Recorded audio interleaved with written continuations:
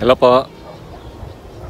Update natin po kayo sa ating mais na zero tillage. Nasa 25 days na po ito.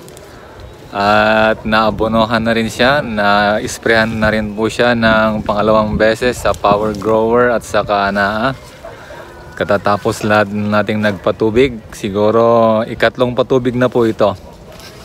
Iba po yung approach at saka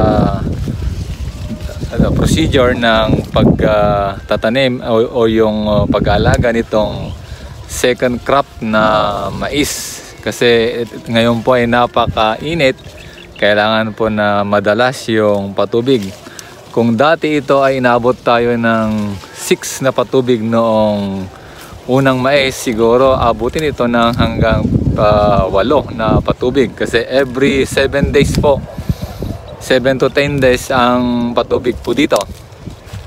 At ang ginawa po natin dito, pinatubigan natin na una, tapos saka natin siya tinamnan. Pagkatapos pang taniman, siguro 2 days pagkatapos taniman, nag-apply po tayo ng abono kagad at saka nagpatubig na, kasi alanganin hindi po siya tutubo.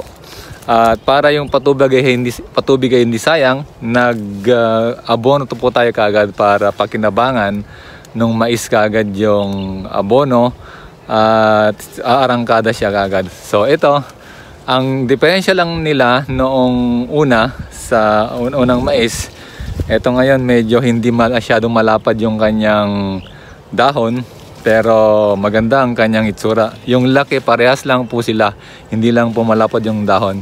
Sa tubo medyo kuwan po na parang kung nung una ay 90%, ito po ngayon ay siguro sabihin natin 80 to 85% yung mga tumubo.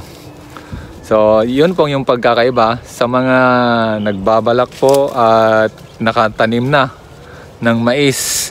Ito po ang ating procedure, ito po ang ating ginagawa ay makakatulong po sa inyong mga pinaplano o ginagawa na.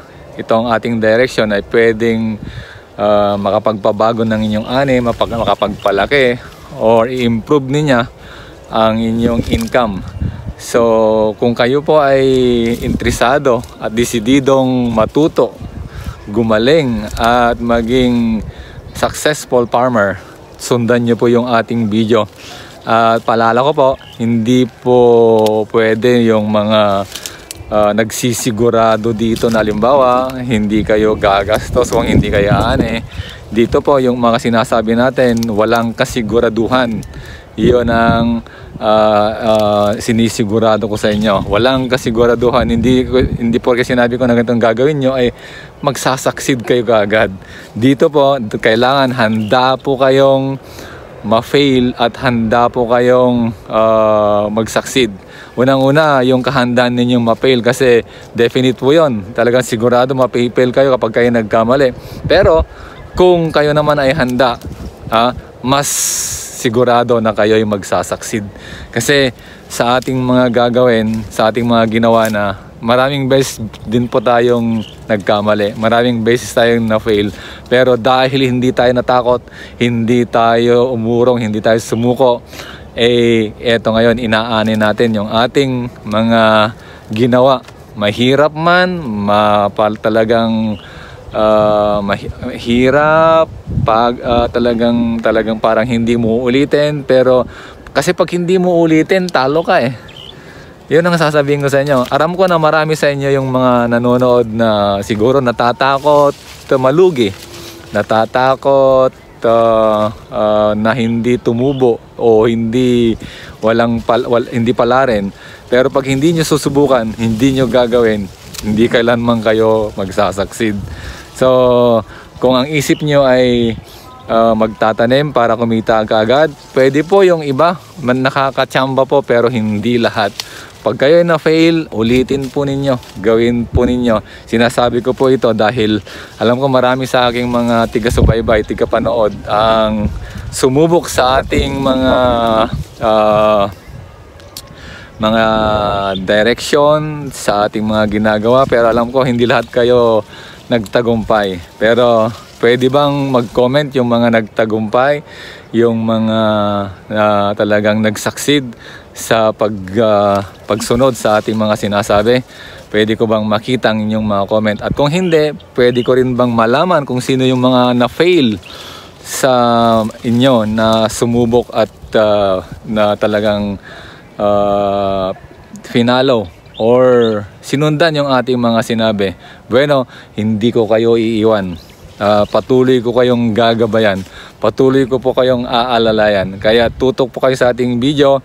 Bawal po dito yung bawal po dito yung tinatawag na kapag kayo ay takot, kapag kayo ay parang mayroon kayong mga reservation na gusto nyo pag kayo gumastoy magkikita agad, hindi po pwede yon. Kaya pag tututok kayo sa ating channel, dapat desidido kayong mag-invest, ma-fail, at siyempre alangan naman puro failure. Hindi po puro failure to. Ang dinaanan ko, maraming failure po sigurado. Tingnan nyo, sa ginawa ko, sa pag nagdaanan kong failure. Eto ngayon, yung aking inaan napakaganda po ng ating mais, napakaganda po ng ating ginagawa. Kasi nagdaan tayo sa mga failure. Alangan namang hindi lilipas yung mga bagyong yan sa ating buhay. Lilipas po yan. Pero nasa sa inyo kung makakapagtiis po kayo. Pag kayo hindi ka nakapagtiis, talo po kayo talaga. Pero pag nakapagtiis kayo, siyempre, ang susunod doon, mananalo na po kayo. So ating pakipakita yung ating mais ulit, kagaya ng ating pinakita sa una. So I hope na tututok kayo dito, susubaybayan nyo yung ating video at magsusubscribe po kayo. I-share nyo na rin po para matuto yung iba. Ito po na yung ating mais. Alam nyo, isang problema pa natin, madamo. Pero naispirahan ko na kanina yan ng Glyphosate. Next week, wala na po yung mga yan. Yan, ang lalaki, ang kakapal pa rin ng ating mais. So expected ko dito sa more than 100,000 na napagbentahan natin, kung ganun pa rin yung presyo at ganun pa rin karalaki yung bunga nito, sigurado ko yung 50,000 baka kikitain natin dito sa 1/4 hectare. Konti lang po yung tinanim ko ngayon kasi ito ay trial, ito ay research, ito ay pag-aaral kasi nung una kapag dinodoble ko hindi masyadong makapal, pero nagtaka ko ngayon, iniba ko yung aking procedure, nagpatubig ako kagad, ito ang kapal. Pag pupunta tayo sa ibang maisan, hindi ganito kakapal, napakanipis po at napakaraming hindi tumubo.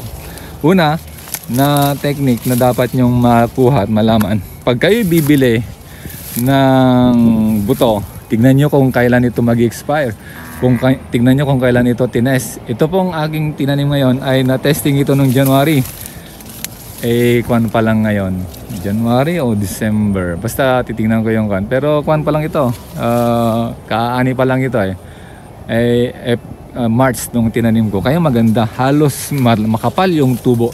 Kaya pag bibili kayo, tignan nyo na dapat hindi matagal yung kanyang testing date.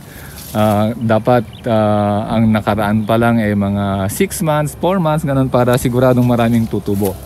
Pag isang taon na po yung bibilihin nyo na buto, ay medyo mag-alangan na kayo. Hanap na po kayo ng iba dahil baka marami ang hindi tutubo. Pero ito, yung kanyang testing date ay wala pang isang taon, kaya napakaganda nung kanyang tubo, napakakapal. Ang ginawa ko dito, zero tillage po ito, hindi ko inararo. Makita nyo, ito yung mga dating kahoy ng mais, hindi ko na yon pinararo. Ginawa ko dito, pinatubigan ko pagkatapos na maani, then after 5 days pinatamnan ko.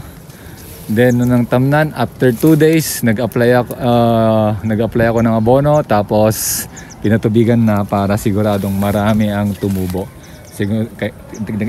Tingnan nyo ang kapal, ang daming tumubo. So tapos 15 days po ito, 10 to 15 days nung nag-spray ako ng Ana at Power Grower. At nung 21 days, 21, 24 days, ganyan, hanggang 24 days, nag-spray ulit ako ng Ana at Power Grower. Kaya tignan nyo, yung laki, yung height nung unang mais sa ngayon, parehas lang po sila ng height. Makapal pa rin po. Kaya hindi, kung yung mais, yung presyo ng mais ngayon at 1950 ang dry, ang titignan ko na lang dito yung bunga. Pag malalaki yung bunga, sigurado 50,000 yung ating mapagbebentahan dito. Kasi nasubukan na po natin eh. At yung tubo nito, konti lang po yung diferensya. Mas konti lang, mas siguro 5% yung less na kung dito. Pero pag malalaki yung bunga, sigurado yung 50,000 na ating kikitain ay talagang lalabas po yon. So sa inyo na mga nanonood, sa inyo man na namang nagbabalak, gawin nyo po yung inyong plano, gawin nyo po ang inyong balak. Pag natatakot po kayo, wala pong patutunguhan yan. Lahat naman delikado. May mga bumibili po sa atin na kung minsan parang nagsisiguro, pero alam mo natin na pinaghirapan nyo at mahirap hanapin ng pera. Pero ang mga ganitong activity ay parang sugal. Kung hindi ka susubok, paano ka magsasucceed? Kung di mo susubukan, paano mo malalaman? At walang magsasucceed na walang ginagawa. Sabi nga ni Michael Jordan, just do it. And what happened to Michael Jordan? He succeed by just doing it. Never mind what you lose. Never mind if you fail. Never mind if you exert a lot of effort. The important thing is you are steady and your target is your target whatever happen. Maraming salamat po. God bless.